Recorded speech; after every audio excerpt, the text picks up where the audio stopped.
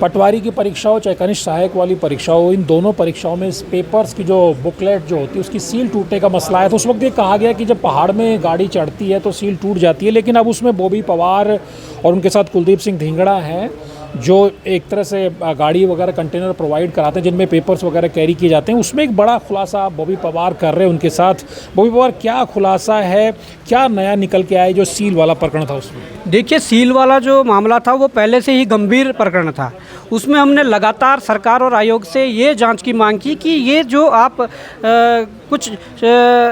आप बयान दे रहे हो कि सील जाते हुए टूट गई इस तरीके का, तो ये बिल्कुल भी अनर्गल बयान है।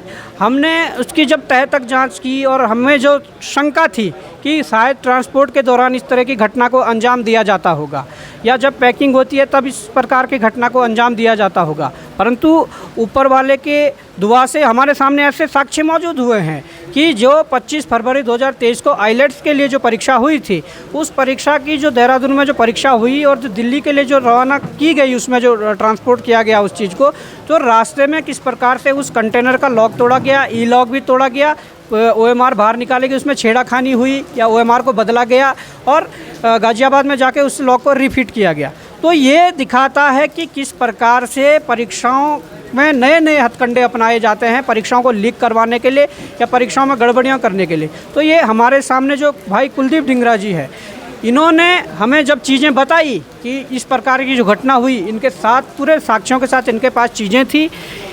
ड्राइवर को जो 30 लाख रुपए का लालच दिया गया था और 30 लाख रुपए बैग में भरे गए, ड्राइवर को दिखाए गए और उन्हें 5,000 रुपये नगद और 5,000 रुपये उन्हें ऑनलाइन ट्रांजैक्शन किए गए, उसके भी साक्ष्य हैं।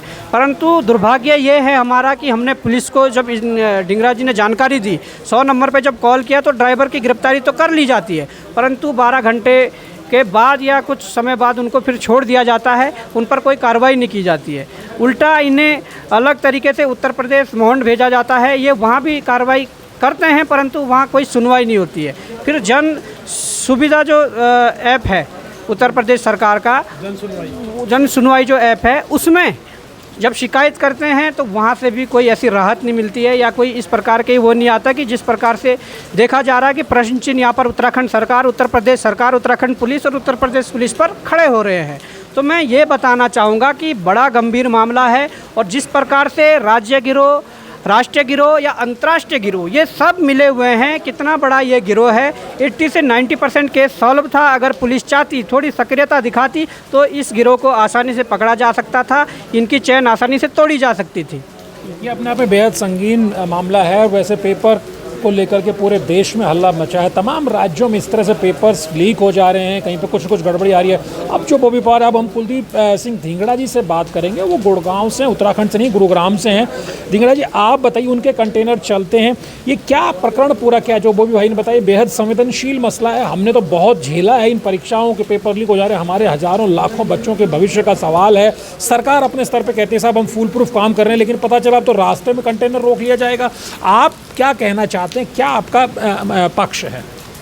सर, मेरा पक्ष यही है कि ड्राइवर जो कि हमारा इन्वॉल्व था इस केस के अंदर, उनके साथ अपना बंदों के साथ जो पेपर लीक आउट करने वाले थे लड़के, लेकिन उसकी कन्फेशन के बावजूद पुलिस ने उसके खिलाफ कोई कार्रवाई नहीं करी। हालांकि उन्होंने कहा जी ये यहाँ पर नहीं हुआ काम, ये मोहंड के अंदर उत्तर प्रदेश की सीमा में काम हुआ है, तो आप वहाँ पर जाके कंप्लेंट अपनी लॉन्च कराएं। मैंने उनसे आग्रह भी करा, मैंने कहा जी जो बच्चों ने पेपर दिए हैं वो तो उत्तरांचल के हैं, चोरी तो इन बच्चों के लिए हुई है ना, इनका भविष्य खराब होगा। उन्होंने कहा जी नहीं, ये जो अपना प्रकरण हुआ है ये वहाँ पर हुआ है, मोहंड उत्तर प्रदेश लगता है, आप वहाँ पर जाइए। इन्होंने हमें गुमराह करके वहाँ पर उत्तर प्रदेश भेज दिया, जबकि जो भविष्य से जुड़ा हुआ था, उत्तरांचल के बच्चों के भविष्य से जुड़ा हुआ था। शायद ये अगर उस टाइम ड्राइवर थे थोड़ा सख्ती से पूछताछ करते तो ये जो गिरोह था ये चीटिंग वाला, तो ये गिरोह अपना पकड़ा जाता। लेकिन कुलदीप भाई, आप तो अपने कंटेनर वगैरह प्रोवाइड कराते हैं, आपको कब पता चला कि, या कैसे आपको लगा, शक हुआ? इससे पहले भी आपने बहुत से राज्यों में बहुत सी परीक्षाएं कराई होंगी, आपको कब लगा कि नहीं ये जो आपका ड्राइवर जो ये फला कंटेनर लेके चल रहा था, इस कंटेनर में जो है गड़बड़ी हुई है? आपको कैसे इसका डाउट पता? इसका ऐसे चला, इसमें हमारी गाड़ियों के अंदर पीछे ई लॉक लगे होते हैं। अगर कोई ई लॉक तोड़ने की कोशिश भी करता है तो उसका अलर्ट मैसेज आ जाता है वहाँ पर, हमारे सिस्टम पे, ब्लू डार्ट के सिस्टम पे अलर्ट मैसेज आ जाता है। जो ब्लू डार्ट कंपनी है वो ई लॉक लगाती है, गाड़ी सील भी लगती है और ई लॉक भी लगते हैं।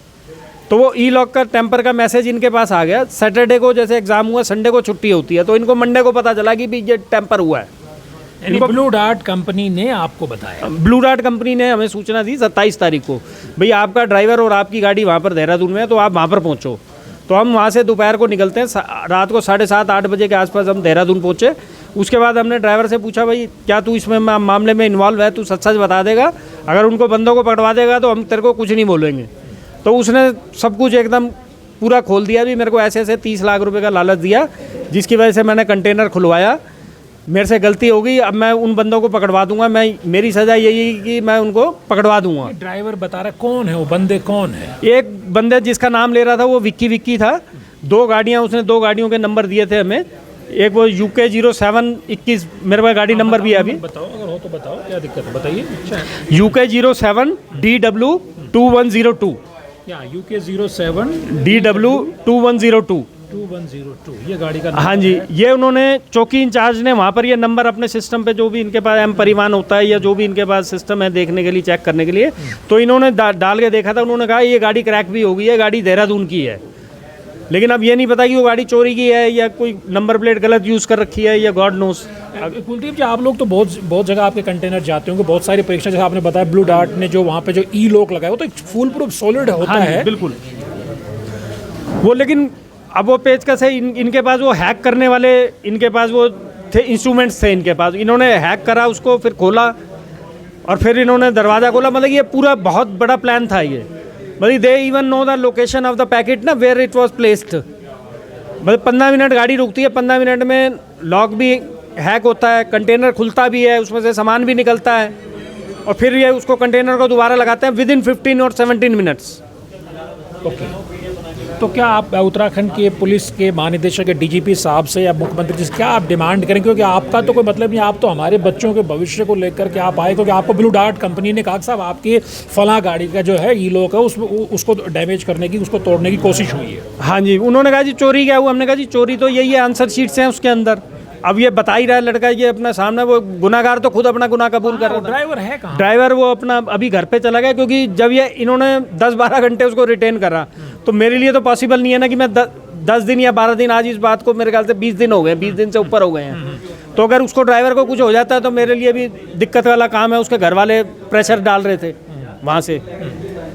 तो कुल मिला के बोल भाई, फिर तो जो आप लोग जो कर रहे थे, आप तो मतलब परीक्षा केंद्र में भी कोई गारंटी नहीं है। कभी पता चला कोई हमारा संजीव चतुर्वेदी पैदा हो जाएगा, फिर पता चले कभी कोई पूरे आयोग में, जिस तरह से हमने तो आप RBS राव तो अंदर है ना, उनकी तो पूरी मंडली अंदर है ना, तो फिर भरोसा कहाँ करें? हमने परीक्षा आराम से करवा दी है परीक्षा केंद्र में, उसके बाद पता चला कंटेनर में जा रही है, कहीं मोहन में, कल को कहीं डोईवाला में, परसों कहीं हरिद्वार में, कहीं भी खोल लिया जाएगा। नहीं, ये घटनाएं इसलिए होती है कि देखिए, ये तो पता सिर्फ आयोग के अंदर के लोगों को होता है, या जो परीक्षा करवाने वाली जो संस्था होती है उन्हें होता है कि आज हमारे पेपर जाने हैं, इस गाड़ी में जाने हैं, इतने बजे जाने, ये पता अंदर वालों को होता है।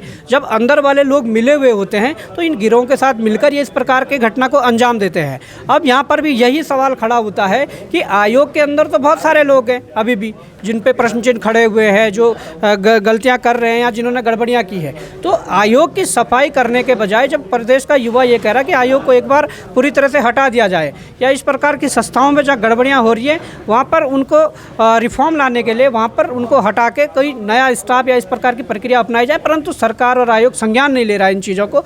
और जो सील तोड़ने वाला जो प्रकरण था वो आज साबित हो गया कि वास्तव में जी ट्रांसपोर्ट के दौरान भी इन चीज़ों को घटनाएं का अंजाम दिया जा रहा है। और सबसे बड़ी बात यह है कि इस घटना में भी एक देहरादून नंबर की गाड़ी, एक रुड़की नंबर की गाड़ी, मतलब आप देख सकते हैं कि हमारे प्रदेश के अंदर ऐसे कितने बड़े गिरोह हैं जो लगातार राष्ट्रीय और अंतर्राष्ट्रीय गिरोहों में जिनका संलिप्तता पाई जा रही है। ये बड़ा संवेदनशील मसला हो गया। अब तो सरकार से क्या डिमांड करेंगे?